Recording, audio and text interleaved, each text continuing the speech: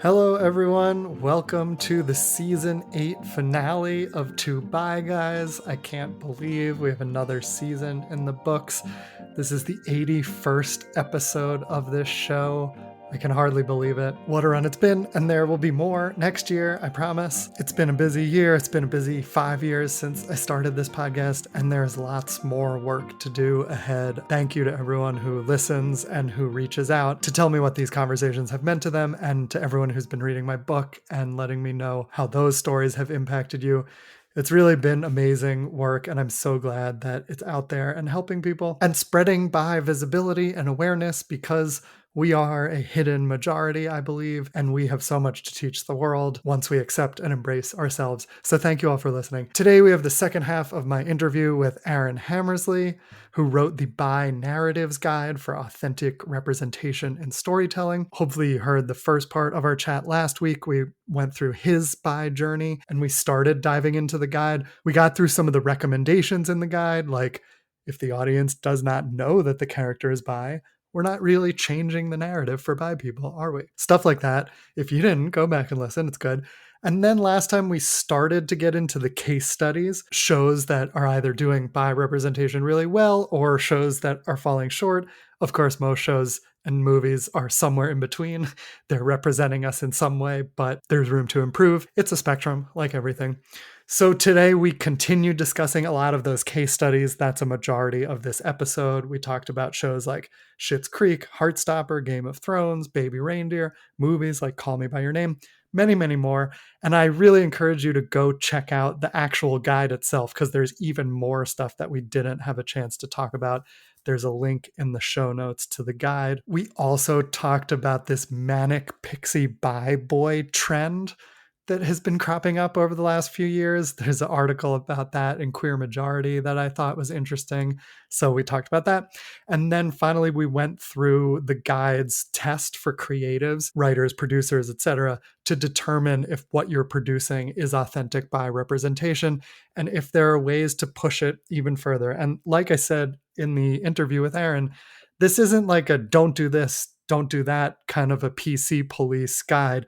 It's about how to write good stories and write real characters who are authentic and meaningful. So it's not just a do and don't. It's a really good guide if you're a writer or a producer to actually tell good stories. So stay tuned for that in a minute. Before we get there, I just want to announce a Black Friday special for my coaching practice. A single session with me is $250. A 9-session package is $1,800. So they average to $200.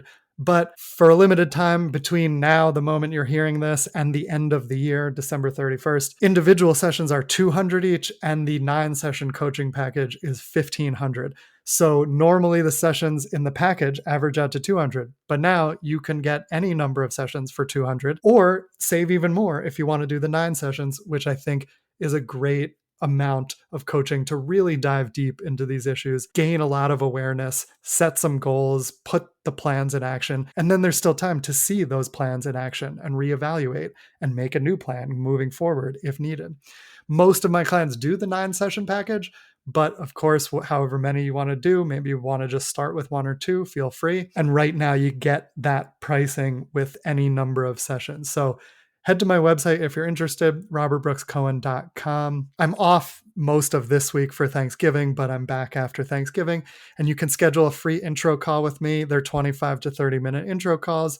No obligation to purchase the coaching. We meet, we talk about what we could work on in coaching, and I would love to meet more of you. Also, there's group coaching available in December. There are no more dates in November. My calendar got too busy, but I'm doing it twice in December. And then I have some new ideas for next year about group coaching and other kinds of workshops and seminars.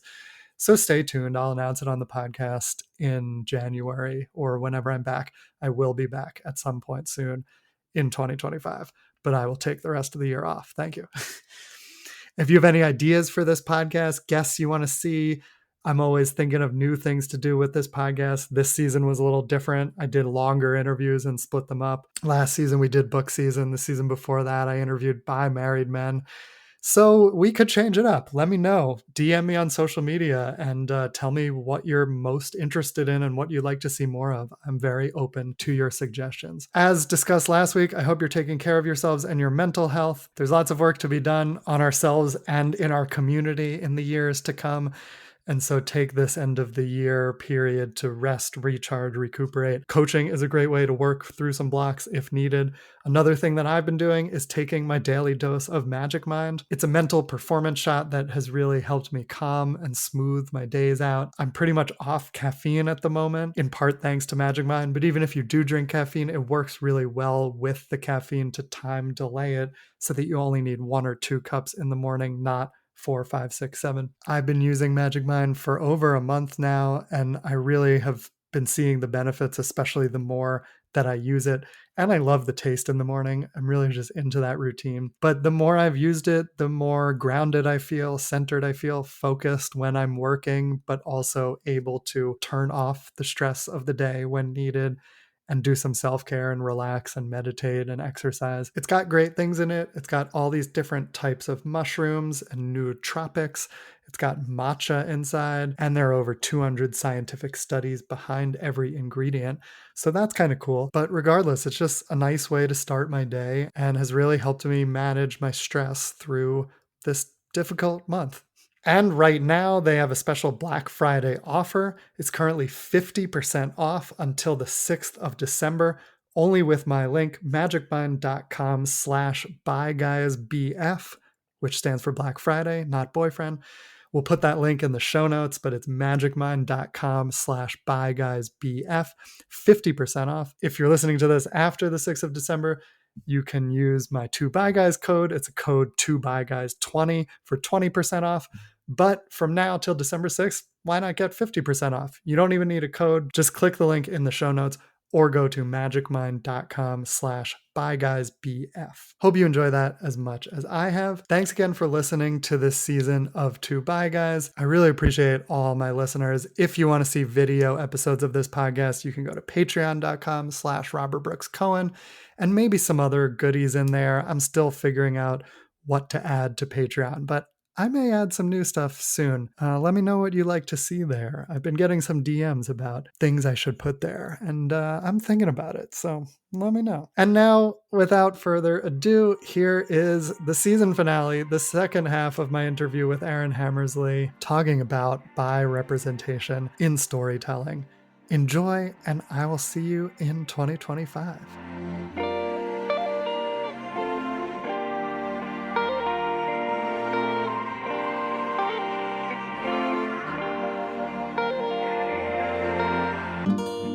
Okay, let's move on to this next. Do you want to do the case studies before we do the test? Yeah, let's do the case studies and talk about some shows, because we can go through the test sort of at the end as sort of your final recommendations for people.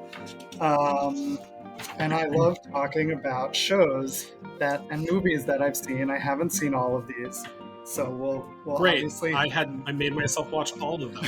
So I made myself rewatch a lot of them. Did you watch Buffy growing up? Yes. I've never seen Buffy. I know not that in its entirely, but and because it's never experienced as bi in the show too, I didn't get the opportunity to have that meaningful connection with it. Right. But there was something about that person's experience in the show that just felt that. And now, of course, we know that was the plan. And then the studio pushed back on using the word bi because they were afraid of whatever that would mean.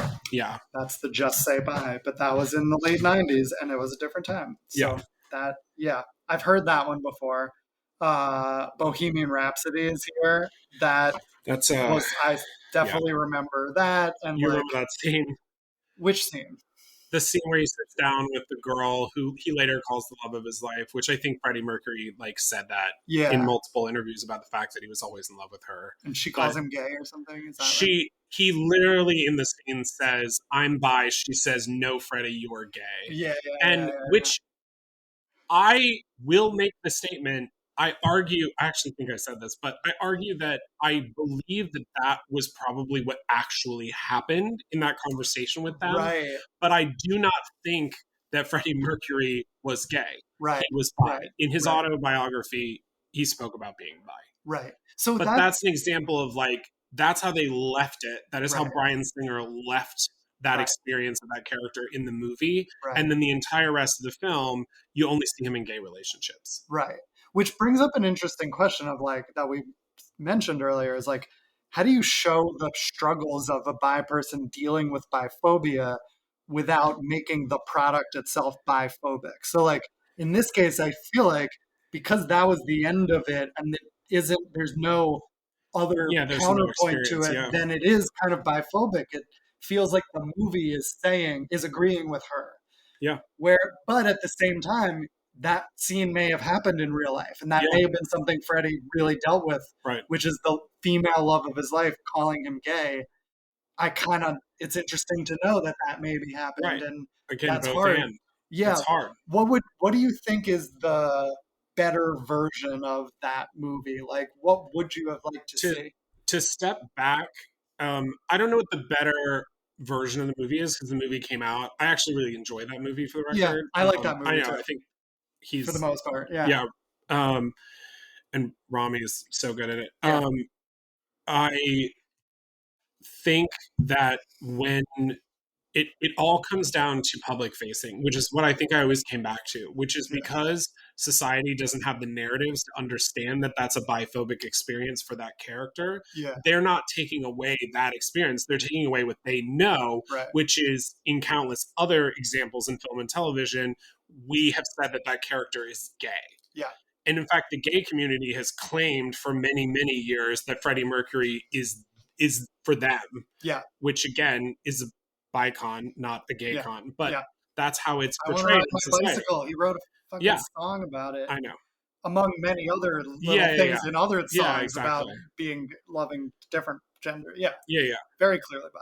yeah. So I think that um, you have to be the outside voice in the room, and I think that's what a lot of people are struggling with, which is you can have that scene, but you have to have somebody else, or you have to have him reconfirm for himself or have another character, which I think is more beautiful in a way, Yeah, reconfirm that he's bi in another scene. You have to yeah, have the balance, right? right. Or the both and. Like Yeah, you have to have both. you have And to at I least show it, even if you don't make a correct. determination. You Yes. should let the audience have Yeah, yeah, yeah. the both points of view at Correct. least. We could talk about Heartstopper to some degree, We but should. I yeah, love Heartstopper. yeah. I Um, that that but makes sense, that's and also it's a little bit like when I watched that movie, I saw him as bi. I yeah, saw exactly. that scene as him dealing with biphobia, Yeah. but then Which a it's lot of bi people in our community very likely did, and right, also know that Freddie Mercury is bi. right. But Now then step outside of it. right, if you don't know those things and you aren't primed to notice biphobia, you could easily watch that movie as he's a Right. gay man lying to this woman. And I think what hurt me the most about when that movie came out was the response to it and people calling it him gay and it's a gay movie. Yeah. I'm like, did we watch the Because same movie? Because I yeah. watched it and he seems bi, but they But didn't say that's it. society's bi erasure of Yeah, our entire community, right, right? right, It right, exists in all forms right. of our existence as human beings. Right. And as much as you want to represent stuff authentically in a Hmm. movie, you also do have to remember that so many people don't know this stuff and won't see the biphobia and you should be creative enough to figure out ways to like show that Yeah. and to explain it to people Yeah. in a dramatic way, not just like an Sure. explainer, Yeah. but dramatize it. Yeah. Okay. I never saw Queer as Folk, unfortunately. It is Uh, it was a very meaningful TV show at the time, Yeah, I'm sure. especially for the gay community. Is there much bi-ness in it? Not really. Well, there's a huge storyline. There's a lesbian couple famously that are married. Well, not Uh-huh. married because it wasn't legal at the time, but they were essentially married and they have two kids. And one of them has an affair with a man. Uh-huh. And the literal like writing of the dialogue, like if you write the scene, is basically like a lesbian like saying that her partner can't be bi, and she's also not a lesbian if she's sleeping with a man. So it's like, it's so internalized and very much like of the perspective of like, you have to be one or the other. And once you've crossed the line, you can't, like, you've left whatever behind. Interesting. And again, despite the fact that there are gay people all over the world that have had experiences in, in like straight experiences, and then understand that their identity is not that. Right. Yeah. Right. Yeah. That's happening more and more often. I've seen in personal life of like people identify as gay or lesbian, noticing some fluidity, but that was right. Like, because of this kind of representation for years, it doesn't seem like a possibility. Yeah. Love, Simon is another one where like character seems bi, but they don't say it. They call him gay. Love, Simon, written by a bi person who was forced out of the closet by social media trolls because they decided a straight woman was not allowed to write a book about a gay boy's experience in high school. And then it was fine when she came out as bi, but then other people didn't like her because she wasn't gay. I mean, it's just the compounding ignorance of society is incredible. Wow. Okay. Yeah. We'll talk The about movie is beautiful. I absolutely love it. It's also a great example of like a full, like, studio backed, like 20th Century spent a like amount of money they would spend on any rom-com to make that a studio movie. Yeah. Like Greg Berlanti directed it. Like, it's incredible. Yeah. I like that movie. I didn't see the show, but I heard there was bi erasure in the show also. Love, Victor, or whatever. The show, I do like Love, Victor. There's a little bit in it, but it's a great show. But the character is gay. The character's gay. The character's gay in Love, Victor. Yeah. Okay, never mind. Brokeback Mountain and Call Me by Your Name, both movies that feature what you and I think see as bi characters, but many people see as gay films. Yeah, so this is a part, it's almost kind of a segment of bi erasure, but I call it the gay film in quotation marks. But it literally, it's not even a marketing thing. It's how periodicals talk about the films. Like, we associate them as being gay romances or whatever. And then you take a step back, or as a bi person, you just watch the movie. And especially Call Me by Your Name. I mean, Brokeback Mountain has the exact same experience where he has multiple relationships with women. Like, so does both the leads do. But Call Me by Your Name is so bi because literally Elio is having an experience with a woman and a man at the same time. But that it's still in 2024 referred to as like a gay romance is just really, that's just where we're at still. That one was right around the time I was coming out, and it was a big one for me. And I immediately saw it as a bi story in a way that I did connect with. Where I haven't connected with gay stories. And there's one shot in the middle of the movie where the camera crosses the line, and it goes like they're walking around a little fountain or something, and it crosses behind Armie Hammer, I think, and you see Elio, you see Timothy Chalamet on the other side of Armie Hammer. Well, it's like something that most people wouldn't notice crossing the line. But you were like, but Luca, I'm like, I know what you were doing. He crossed the line. That's so weird. And I'm having this visceral reaction to it. Like, because crossing the line is basically like, it's weird. Here's the cameras here. They're on both cameras are on this side of us. If suddenly you saw a shot from this side, very specific choice. It's jarring. It feels weird. It's like the orientation of the room has changed. Which is exactly how my life felt when I came out. When I accepted it for myself, it was like the world still looks basically the same, but it feels almost opposite. It almost feels like everything's different now in this way you can't fully put your finger on.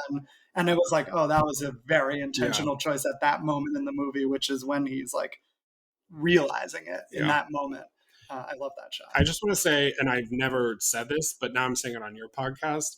I did the red carpet premiere for Call Me by Your Name, and it was a very visceral experience. Yeah, because you weren't like fully out on I was not Facebook aware. Yet. And I didn't.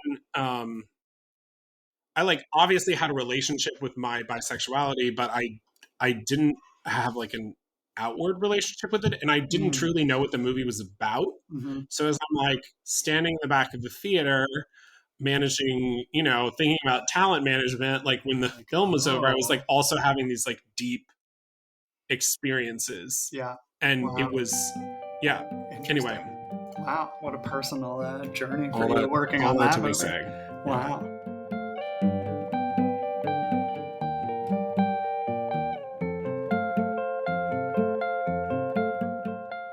Okay, Rams, Schitt's Creek is a show I really like. I really like Schitt's Creek. Yeah. It's a really great show. I really love it, and I had to tear it apart a little bit for its bi representation. Yeah. So like this one was a new. This is an interesting and I struggle with it. Tell me what did they do well and where did they go wrong? Yeah, the misunderstood labeling.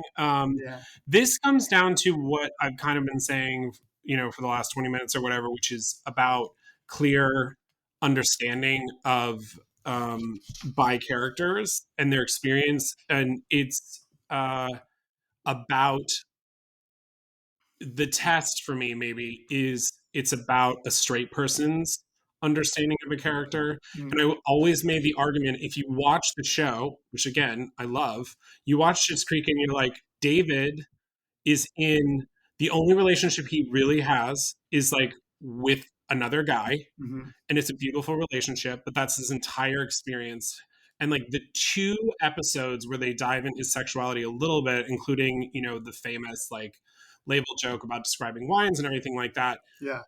I consistently make the argument that like that wine analogy is great for us in the community, and it's really a beautiful nod to who that character is. Yeah. But it does not go outside of us. And so it's not changing hearts. It's not challenging. It's not, it's not expanding understanding. Yeah. Yeah. Rent is a lot of that way too, where Maureen's character, who's very bi and even called bi several times, but very much is like given the like, I was with a man and now I'm with a woman and that's who I'm supposed to be with kind of a thing. Yeah. And that's a very like bi-erasury kind of feeling thing. Yeah. And so then people walk away from it and they go, oh, she's a lesbian. Yeah. Yeah. It's interesting. The Schitt's Creek one is interesting because I do hear what you're saying. They only showed that he had a fling with what's her name, but when the representation I connected with more on that show was his boyfriend. Yeah. Who, even though you don't see him in relationships with women, it's very clear that that's his only experience. Right. And that this relationship in the show is his first one with a man. Yeah. And so even though that's the focus of the show, that was a new storyline that I don't think I've seen a lot before, of like the previously straight identified guy in his first relationship with a man. Yeah. So I feel like that was important. But I do also hear what you're saying about the Dan Levy character. And it also goes back to like who is telling the story. Yeah. Because it's interesting. The character is pansexual. At least that's how, at some point, I think he identifies explicitly. Not explicit. I don't think he ever says pan. He just says. He just keeps saying the wine label figure. Yeah, whatever. Okay, so whatever. It's interesting to say too in an interview that he referred to the character as gay.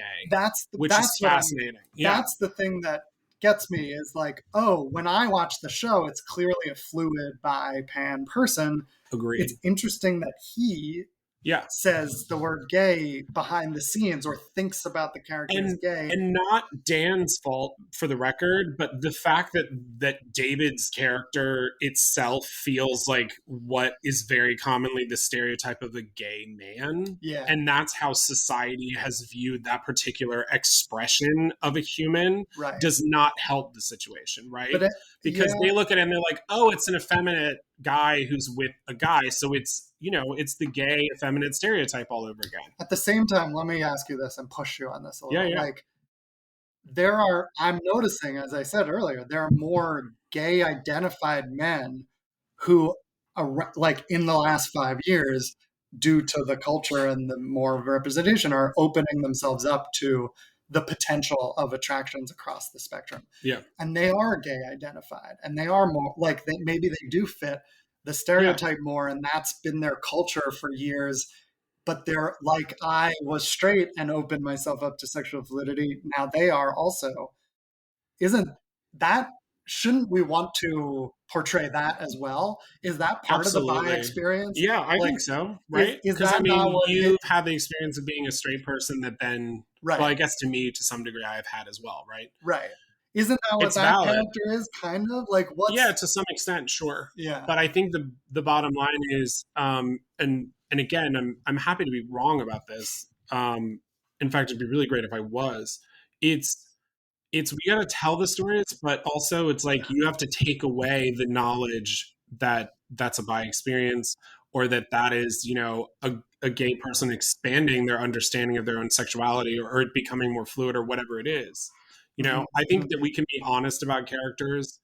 I think that we can have characters that are honest, and that could absolutely be an example of one. mhm. And at the same time, it could not further the larger community's like goals in terms of being seen Yeah, right, on an equal level, if that makes right. sense. Makes sense. And it kind of brings up like, what is this guide about and for? And it's like, I read, I read more than we're getting into today. Yeah. And it's really like well thought out, and really dives into the complexities of creating a storyline. And it's like, this is two things at once. It's like advocating for a Yeah. community, and it's also like advice for good storytelling.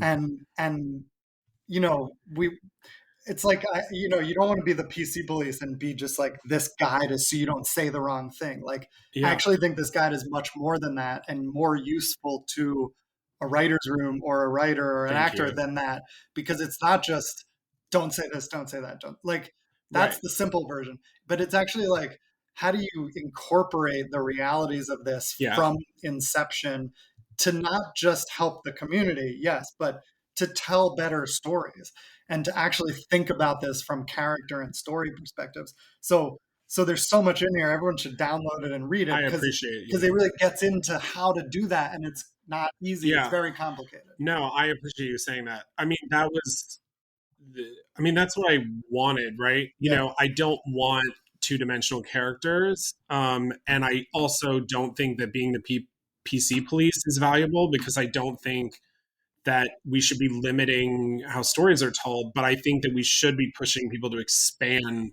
the stories, yeah, particularly around bi people. right, And I think right, I would say the reason that we did these 10 misconceptions is, if you're aware that this is how our community has been portrayed, you can better understand what you're doing when you're making choices for characters on screen. right, right. And so, Yeah. right, and it's not saying like, never do this, never do that. Yeah. Even in the examples we're talking about, there's good stuff in those Right. shows. Yeah. It's just, are you aware of what you're doing with this story? And if Yeah. you, Yeah. if a bi person is part of a tragic storyline, maybe you need that, and that's what the Yeah. show Yeah. calls for, or whatever. But just make sure you're aware of what you're saying and what you're telling the queer Yeah. community. Yeah, and then make the choice with It's that why for me, informed consent. yeah, it's why for me, and we'll get to when we get there, but it's why the questions are open-ended questions, as more of a Yeah, reflection tool, as opposed to saying, do not do this and do this, yeah, right? yeah, yeah, yeah, It's we want to live in the both and. I mean, yeah, you talked about tragic storylines, that's where we are now. yeah, Like Craft Legacy is a great both and, right? It has great trans representation in it for just a silly, remake of the original movie The Craft, and it has like a horribly tragic like storyline for this bi character that's played by Nicholas Galzatine, yeah. and it's I never awful. I heard of that mean, movie, but it sounds it's weird. yeah, it's a weird dichotomy. Yeah, Yeah, right. And it's like, also like, you want to be able to deal with the mental health issues that bi people face, but also yeah, not just have it be tragic. And right. that's the only thing that leads to tragedy is bisexuality, which Game of Thrones is the other example, which like Which you brought up which I earlier. brought up earlier. Oberon. And I wouldn't say his sexuality is like linked to his death necessarily, but it was. And I also love that storyline, and Yeah, everyone fucking dies in Game of Thrones, so I can't be that upset. right. But I was very upset that the Yeah, most amazing bi character I've seen and he's very attractive, and he was very unashamed of his sexuality. I was sad when he died. Yeah, I Uh, was too. Another case study, you talk about over sexualized bi characters.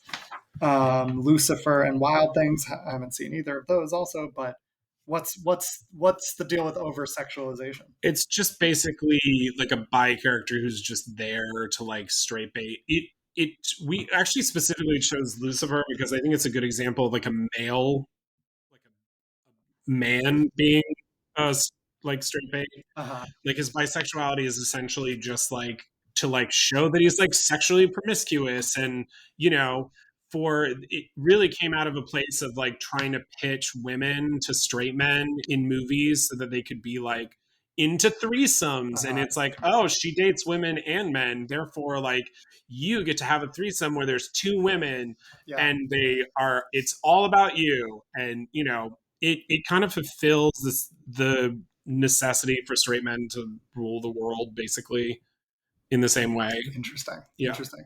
Did you also, side note, we I sent you that article about the manic pixie bi Oh boys, yeah. an article on Queer Majority. We'll put it in the show notes. Oh my gosh. Uh, Yeah. there's just an interesting side note where it's like we used to have in the 2000s Right.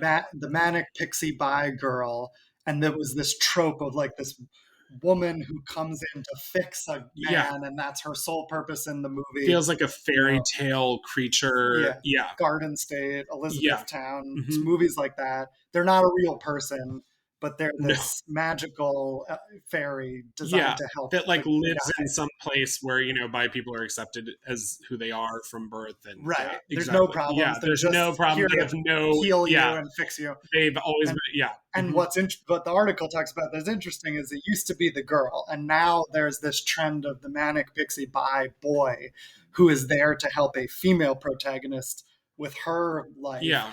and that he's just perfectly well adjusted and Yeah. sexually open to everything. And Well, it's I think my response to that article is it's the same thing as and I think I wrote this back to you. yeah, It's the same thing as the gay best friend. It's the uh, exact same situation where it's like you have like a woman, let's say in like every rom com, it's like a middle aged woman who needs to find a man and fall in love, and it's like great.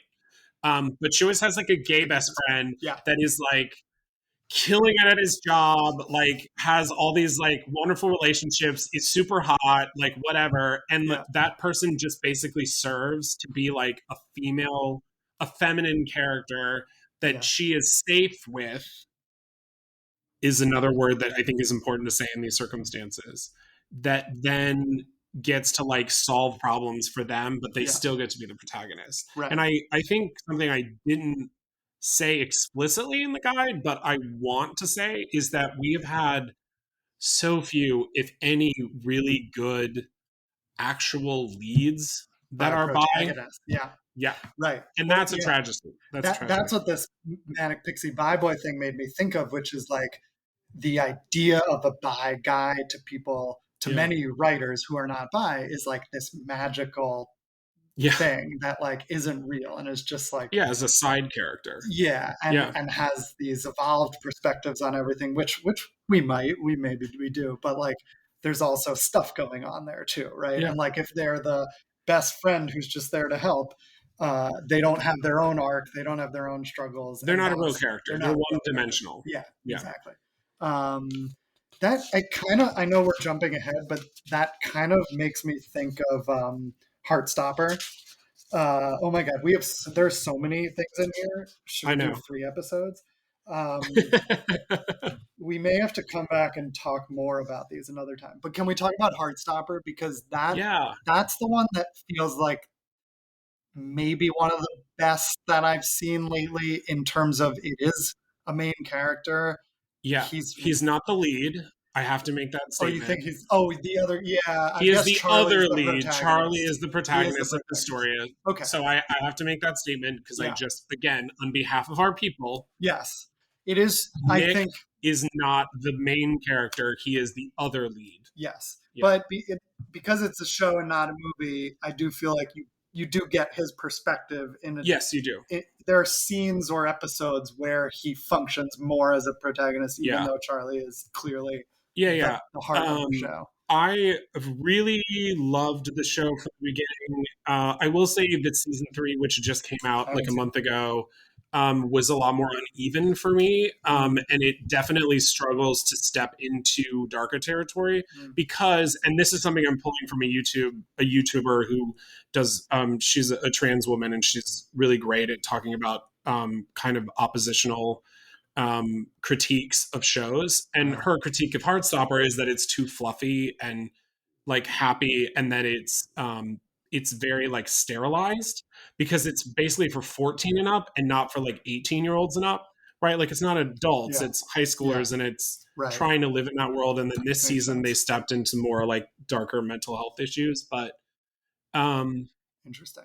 I both love it, and if I were to step back, the statements I would make are, if it follows the comic book on which it is based, they will never be, Nick will never be in a relationship with any other gender other than Charlie. And very much as a show has the flow of like, where like every other character aside maybe from Tao is like some kind of queer. So then it feels like the entire show is just like magical fairyland where like everyone is queer, and it's so great. And like every single character in like the last 2 seasons has like come out as something. Perfect. And it just keeps going on and on and on. And then the teachers came out and they fell in love. And it was just like, okay, got it. Okay. And I think it's lovely. And I really enjoy the show. Okay. And I also felt like I had to make those things a statement because again, what's great for our community may turn off a straight people, straight people. It could turn off straight people. It could turn off gay people. I don't know. Right. It is important. I mean, like I love the show. I haven't seen the 3rd season. I don't think it's perfect, but many moments make me tear up. Oh my God. I mean, Nick's coming out experience with his mom. I remember watching that. It's Olivia Colman. One of the best, certainly for bi men. I think it's one of the best coming out moments for bi men. And it's handled so well, but it also feels so organic of the character. It feels sensitive. It doesn't feel like PC police. It doesn't feel like a pamphlet from an LGBTQ plus center, which is what I would argue Red, White, and Royal Blue feels like. It felt so genuine, and Olivia Colman, who's a star, like just handles it in the way that I wish my mother had. Yeah. I share that scene with people. If anyone's like, how should I approach my child, or what should I say if someone comes out to me? Say that. Yeah. She immediately says, "I love you." Yeah. I cried. I loved it. It brings up what you said earlier, this interesting, you have to hold it all at the same time, where it's like, and also the things that we're pushing for that are really positive for the community may be misinterpreted by straight people. And so everything is a balance. Like it is, and pushing things in one direction, you never know how people see it and what effects that will have. And the disadvantage too of Heartstopper, or our conversation about Bohemian Rhapsody earlier, is that we don't have robust representation. We don't have quantifiable, robust representation. So until we get there, every single show or movie that portrays it is unfortunately disadvantaged because they're telling like the only version of that story, or they're telling one of the 10 decent versions of our stories as community. We have to get to a critical mass. You have to get to critical mass, and then all of a sudden you can tell the nuance. Yeah, that makes sense. It's like we're doing it's like doing scientific studies and with small sample sizes, and it's like each of those is important, but you can't judge stuff from that alone until we have a big body of work. And then it shows the whole picture, and then it's like all worthwhile. So, I mean, we really would need more time to go through all this. Like, I want to go through all these. I know. We could talk about Baby Reindeer. We're at the time. I mean, I also liked the representation of Baby Reindeer, but what was footnotes. Well, it's the first example that I've ever found of a pansexual identifying person who becomes a sexual predator 5 minutes later. The old guy. Yeah. Mm-hmm. He identifies as pan and in the same episode grooms and then sexually assaults him multiple times. So yeah, that was hard to watch. It was. That show was pretty interesting though, in terms of the main character exploring sexuality and being in this relationship with a trans woman and he was hiding it because he wasn't out, and that all felt kind of real and interesting. Going back to Heartstopper, I like that they have treated Tao's relationship with her as a very straight relationship. And that has been wonderful, because to me, that's how you normalize the trans experience as wanting to be treated as the gender that they are. Right. And that show, in that way, has done an immaculate job of handling that. I love that. Because Tao is still straight. Right. But he's with a woman who happens to be trans. Right. Yeah. Actually, it's sort of it's realistic, but it's also reinforcing a misconception of the one that's in Baby Reindeer, of like a straight man with a trans woman, that there's something not straight about that. No, that's a straight relationship. No, that's a straight relationship. But it also is reflecting the reality that straight men who are with trans women, many of them are not comfortable with that, and they think that it's queer, and even though they love that person in many cases. And so it is showing this reality, but it also is unfortunately reinforcing the idea that trans women are not women for some reason. So maybe you'll come back and we'll talk more about these case studies. If anyone is into this and wants to hear more, let us know. Send us some comments so that make me come back. Make Aaron come back. We can do more on this because there's so much more in the tool.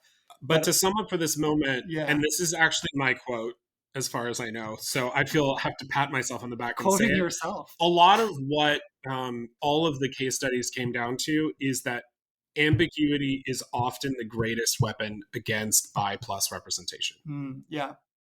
What do you mean? Say more.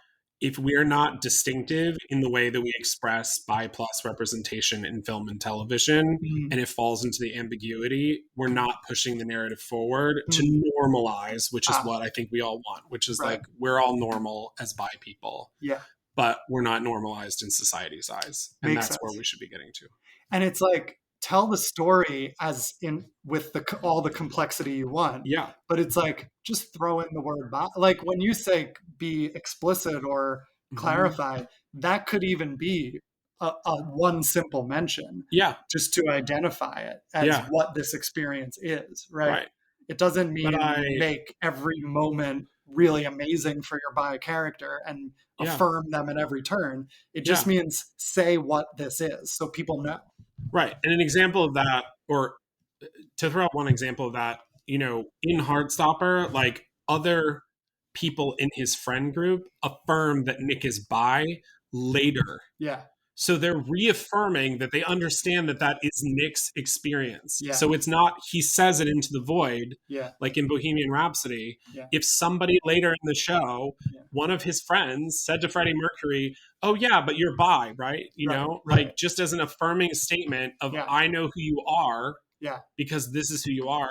That's the kind of stuff that you can do that takes 5 seconds and doesn't, allows you to stay in the complexity, to your point. I love seeing other characters acknowledge the that's the part that makes me cry the most. There's a really great experience of that for a gay person in Love, Simon, when he comes out to his first friend in the car and she's like, I'm not really surprised, but I guess I didn't know, but I'm not really surprised. It's just like a really lovely, like, I know who you are and I thank you for sharing who you are. I think that's beautiful. I love it. I also love in Heartstopper when in the first season at least, when he always says, actually I'm bi, and everyone's like misidentifying him as gay, and he's like, bi, actually. I liked that, seeing that, because it is a real thing we go through, but it was consistent. The character was clear in a nice way.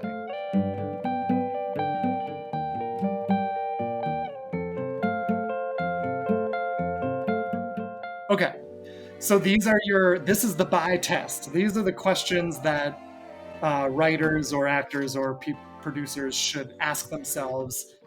Is this positive bi representation? So we only have a few minutes to go through it. We'll say 30 seconds on each one. So number one, is the film or show sci-fi or fantasy? How is that related? Oh, this really good luck hurts doing a lot it of in 30 people. seconds. Yeah, I know. Science fiction and fantasy gives a viewer the opportunity to say this is a world that doesn't exist, right?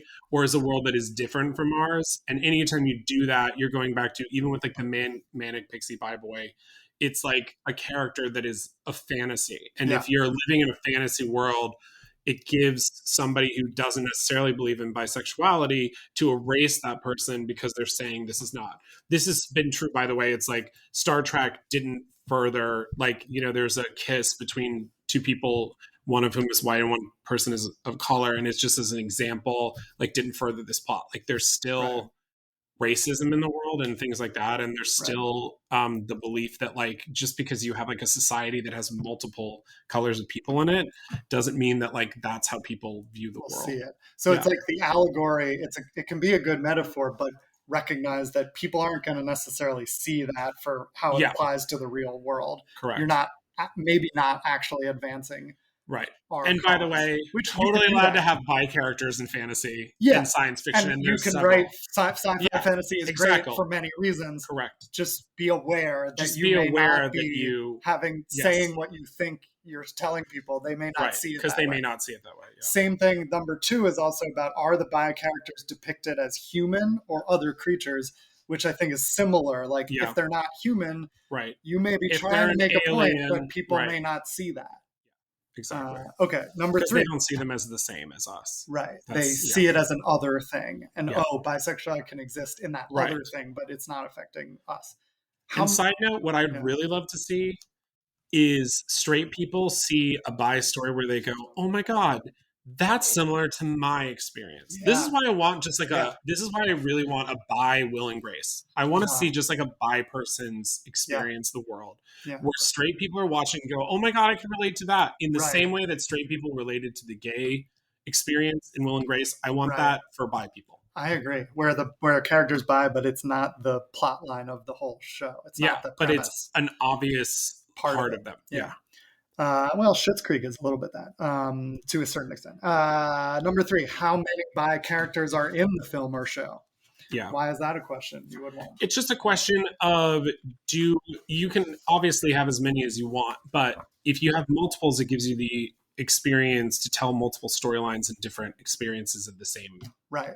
And show the diversity and not just like have one thing to represent it all. Exactly. That makes sense. Not that like you have to do that, but like if your goal is to show this diversity, why not? And there are so many bad people out there, so it's starting to make more sense.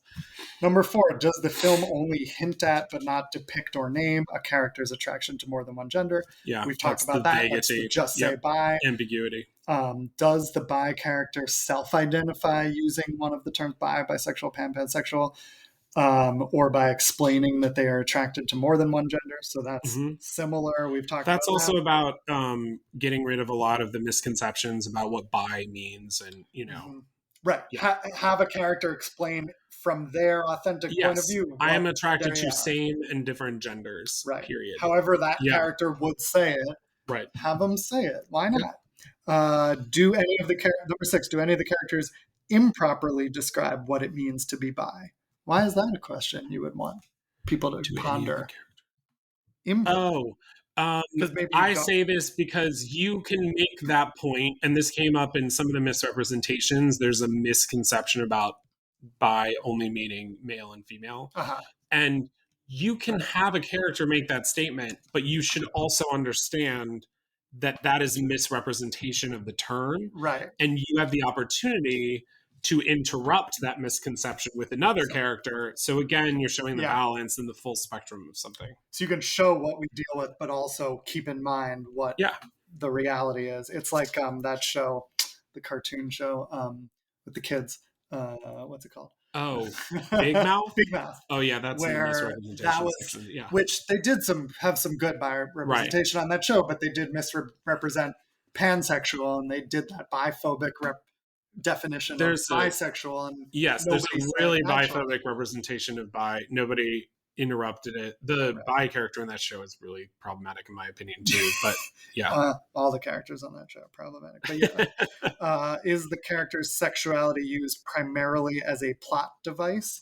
Which this gets into what I was saying earlier, which is like, this is more than just a what not to do list. This is a how to write good storyline. Yeah. They're like how to write well. Is like is he bi so that he can cheat on his spouse? Right. Don't use bi or any identity as a plot device only. No, please, no identities. Right. Not just in the LGBTQ plus community, but just like in general. Just please start writing better things that aren't just plot devices. We don't want to just make a character this or that because we need a this or that character or a this or that point of view. Yeah. Make them who they are, think about what you need in your story, and then think about who the character is and portray them authentically. Number 8 is the character's sexuality used primarily for audience intrigue. That's a lot of like straight baiting and things like that. There are also numerous examples. And again, if we get another episode to talk about this, we can talk about the queer baiting and, creatives basically using it to try to get audience members in without actually writing real bi characters. At least they think we can attract audiences. Exactly. Nice. They know that they want our attention. At least they realize that bi people are really hot and can sell tickets. Number 9 is the character's storyline defined by a one-dimensional trope, such as the villain, cheater, sexual aggressor, liar, or untrustworthy. Again, good writing advice in general. Yeah. Don't have one-dimensional characters. And don't have them be bi. We just wrote it a slightly different way, but that's basically all we're saying. A lot of this, if you take out the word bi, it's just like advice for writers. That's good advice. Just like don't write one-dimensional characters. Yeah. Does the bi character's origin story link their sexuality to a trauma? I get that. It's like we know scientifically that trauma does not induce your sexual preferences or identities. So not to say bi characters can't have trauma, because many of us do. Correct. But many it's of that us do, link. yes. It's like, am I bi because of this? Correct. No, right. Probably something not. that they actually explored in Baby. Yes, in Baby Reindeer. Actually, that is sort of one of the nice parts of that show, and difficult parts is like, they did explore. He really questions, why is he into men? And is it because of trauma? But it's complicated. Okay. Number 11, does the character use their sexuality to manipulate others? Don't do that. Don't manipulate people. Solely, I'm saying don't do that in real life, not... don't do that in real life either. Number 12, is the character or the existence of the character's bisexuality only used as a joke? Don't do that. Don't do bros. And I like the use of the word only. Bros, yeah. Yeah, the bi stuff. All of the bi stuff somehow is just a joke. And that there's all these other LGBTQ characters that are like perfectly real three-dimensional characters. But and then the bi guy at the meeting, right, is in the LGBT center is like really like annoying and like stereotypical. I know. I did like that movie overall though. And I like they use the word only, because like you can make jokes about bi people, and that is but it shouldn't be the bisexuality as the butt of the joke or the only joke. Yeah. I feel like a little bit What We Do in the Shadows started off great, and then it started to become the butt of the that joke. now, especially in the last season, right? Like there's the bi pride episode, which also he kind of erases his own sexuality in that and calls himself gay. It's just it like became more and more problematic. Yeah. Number 13 is the character empowered to control their own narrative. Bi characters should be having that empowerment. Yeah. Anything to say on that? No. I think that Nick is starting to get there in Heartstopper. Yeah. He was, yes. Charlie was more like the active one, and Nick is sort of reacting to things in the first season or two. But that made sense for the character, it felt like. So hopefully he's starting to control his destiny. 14, would the removal of this character significantly alter the storyline? Yeah, that's like a one-dimensional trope thing too. Right. If not, then...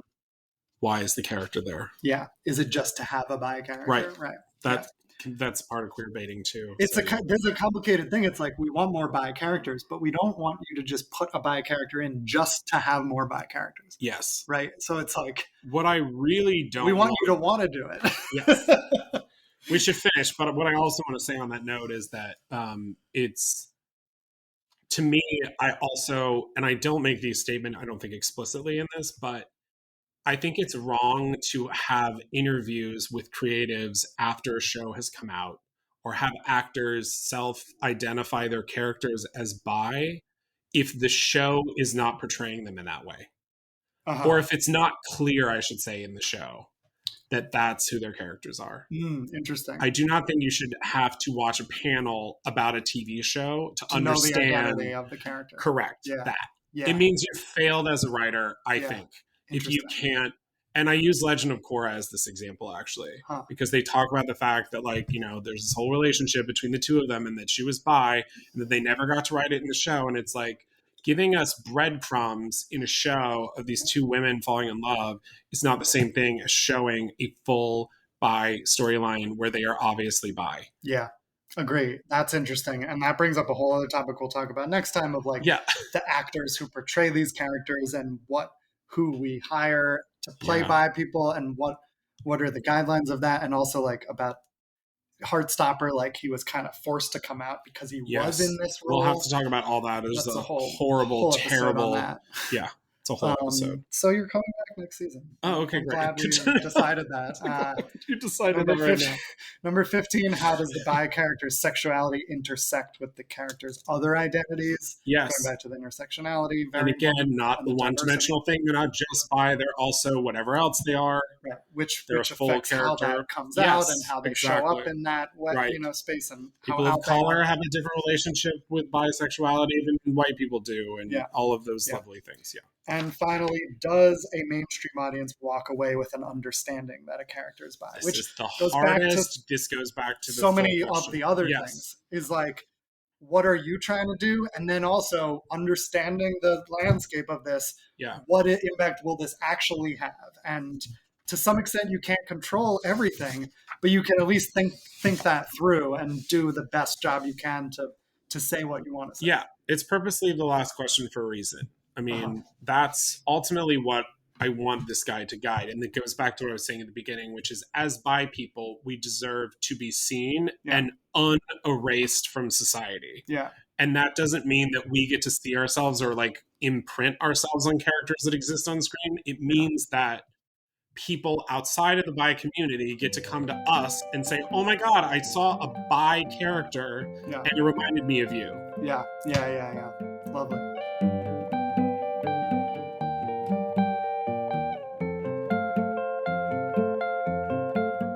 Okay, so we've gone through a lot. We don't have any more time.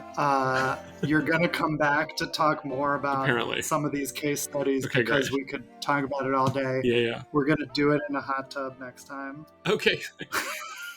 And I'm going to get a personal trainer now. Good incentive. Any final thoughts for this episode? Like, anything that we didn't get to, or just a lingering thought to sum anything up? I don't know. What's your goal? I think that bi people are incredible. I think that way beyond our sexualities, going back to the whole, we can hold more than one thing true at the same time. Yeah. I think it's important to human evolution, advancement, society's acceptance of people from different walks of life, and just anything. I think the future is bi because of that, not anything to do with who we sleep with. Wow. So we'll have to talk about this more too. I mean, we could talk about that forever. I totally agree with that. And I think who we're attracted to, for me, was sort of like the thing that awakened this in me, and this ability to not think about everything so black and white and But binary. didn't you also, in the back of your mind, always think that way? Yeah. You just exactly. Yes. That's the thing. And I always like look at a situation. To look at good and bad and black and white. It tries to make everything black and white. And I just remember always feeling so ostracized and weird and like an alien. And it was kind of because of that. Because I was I don't understand why you don't understand this other person's perspective. I don't understand why both of these things are true at the same time. Right. There's a good meme I posted a couple weeks ago that keeps coming back to me lately. That's like, oh, I was judging everything as good and bad instead of appreciating the everythingness of everything. Yeah. And like, I feel like to some extent, I've been trained to judge good and bad, but I also naturally see the everythingness of everything. And the more I train myself to, the more I see that over the judgments, and I see the judgments as what is like putting on, I'm creating that story. The everythingness of everything is what's there. The judgments are societal and personal, and we can control those. Correct. And my question though is like, I always wonder, am I unique? Are we unique in thinking that way in this complicated non-binary way? Or is that everyone's natural state and it's trained out of so many people? It's conditioned out of so many of us. Well, when you look at some of the greatest, this is a good sum up. When you look at some of the greatest civilizations in human history, a lot of bi people there. Like defaultly bi. I'm not saying there were any leaders, but not just that. I mean, the civilizations themselves, ancient Egypt, Rome, Greece. A lot of people don't know this, but most indigenous cultures and Native American, almost all Pacific Islander cultures, like, have had very strong relationships with the bi-fluidity of life and also multiple genders, and their spirituality is beautiful. And it's just many examples. And I think that it's with the patriarchy just been bred out of a lot of people. I think that people who are insecure and want to stay in the black and white are the people that are afraid of what bi people represent. Yeah. Which I get in growing up in this society we're in. I get that fear. Yeah. And I get wanting the safety and protection of like these binary identities. It's like, I'm attached to this truth, and it's like, but things change. Yeah. And I think what you said makes a lot of sense. And it kind of probably points to the fact that that's the more natural way we exist, is just in that complexity and a spectrum of everything. Yeah. And it really is conditioned out of us, which is sad, but we're bringing it back. Also, all mammals on Earth have scientifically been observed as having bi behavior. So that too, check out the episode on queer ducks. Oh, okay, great. The bonobos, they're our closest relatives. They all have bi orgies all the time. And hopefully we'll see more bi orgies in film and television to normalize that too, right? That's what the main goal at the end, number 17. Yes, number 17's question is, do you have an orgy? Yeah, do you have a bi orgy scene? And if not, why? And please hire Rob Cohen to write it. I can be on set to facilitate. I can help you navigate that. Yes, I'll hire the intimacy coordinator. What would happen at one of those. Yes. Yeah. All right. Well, I'll fact check your bi orgy. Yeah. Lovely to see you in person. Thank you for doing this experiment. Hopefully it will work, and hopefully you've heard this episode now if you're listening and watching. Let's do a little fist bump. Because we're really here. We're really here. We just touched each other. Thank you so much, Aaron Hammersley, for being on Two Bi Guys, and we'll have to have you back. All right. Appreciate you. Thanks everyone for listening to this season of Two Bi Guys. It's been amazing. I really appreciate you. I will see you all in 2025 when Two Bi Guys is back with season 9. Take care, happy holidays, happy new year, and thanks for listening. Two Bi Guys by One Bi Guy is produced and edited by me, Robert Brooks Cohen, and it was created by me and Alex Boyd. Our new logo art is by Caitlin Weinman. Our music is by Ross Mincer. To help support this podcast, visit patreon.com/Robert Brooks Cohen. You'll get full video episodes, early access, and bonus content. Visit robertbrookscohen.com to learn more about my coaching, my book, and my stand-up comedy. And thanks for listening to Two Bi Guys by One Bi Guy.